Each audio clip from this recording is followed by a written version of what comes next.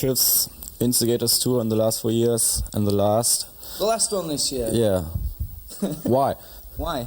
Because I think we've done as much as we can do within the boundary that is Instigators. To try and do any more, defeat what we were trying to do in the first place. And we didn't want to become some sort of parody of ourselves, like a lot of bands that outgrow the sort of stay, the usefulness. They no longer become challenging, no longer become fresh and alive. People just grow old, and after a long time you just have to either stop doing it or just become a substandard copy of what you were before. Do you feel already like a parody of yourself? Parody of myself? No. Show business, rock and roll. No, not at the moment. We've always done what we wanted to do, and now we're doing what we want to do, which is one final tour, and then we'll split up. So in effect, Instigators has been mapped out by ourselves. We've not sort of fallen into any categories or anything that people from music papers have labelled you, become overnightly famous and then fade away into insignificance. We started in insignificance and there we've stayed. Do you have any future plans for any other bands, or do you want to retire from the music business? Well, as you can see, we're getting on a bit. It's time we were put out to pasture.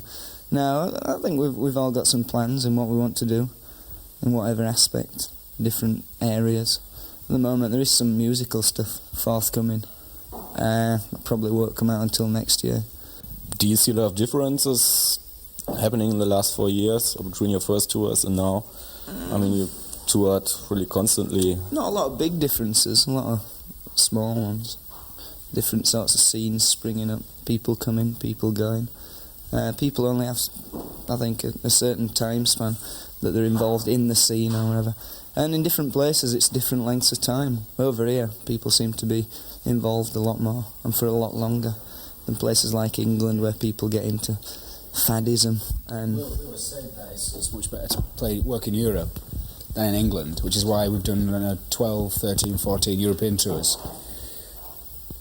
Many more gigs than we've done in England. They're just not the response that you need there. So we were last night in Wuppertal, and we said what an excellent place it was, and there's absolutely nowhere like that in England, with the same sort of people, vital people. So we come over here. I mean, yeah, that's what a lot of, especially American bands, are saying too. Yeah, well, at the moment, Europe's America's playground, especially for bands. A lot of bands have seen that they can come over and they can get big crowds and people go absolutely fucking crazy for them. And back home and stuff, some of these bands are not well known at all. It's amazing. It's really good for bands to come over and sort of be appreciated, instead of having to go through all the bullshit of finding a journalist somewhere and sort of crawling up his bottom, and then just so you'll get some space in music magazines, and then people go, oh yeah, we've seen him, oh, that's great.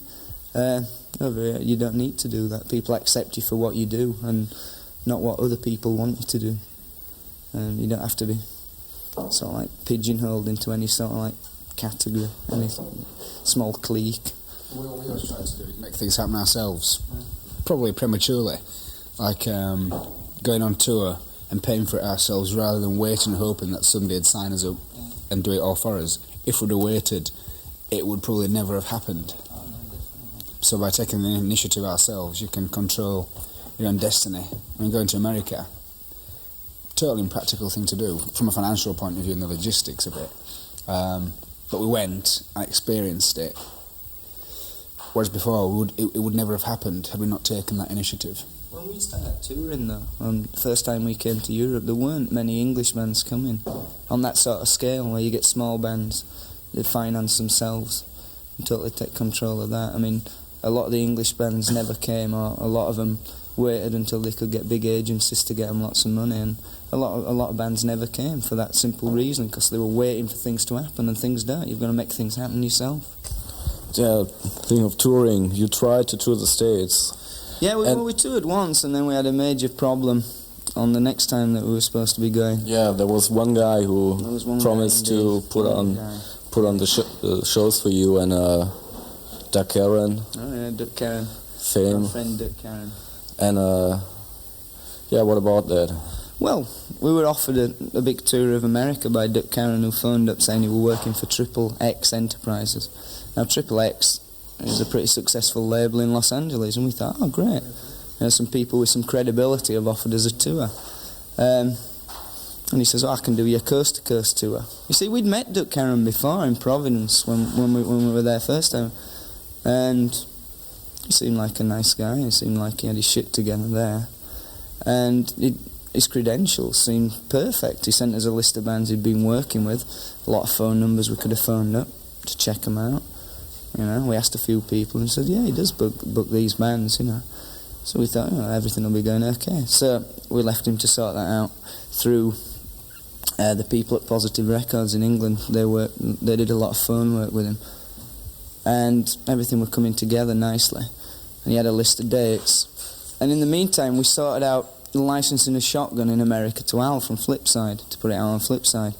Now everything was going according to plan, where the tour would coincide with the album coming out, so we'd get maximum publicity from the album. Use the album's advertising in America to also advertise the tour. Now what he did is, we put Al directly in contact with Duck Karen. So he was in contact with him, sorting out everything. He got the dates off Duck Karen for the tour, so he could put it on the advert on the back cover of Flipside that would coincide with the release of the album and the tour.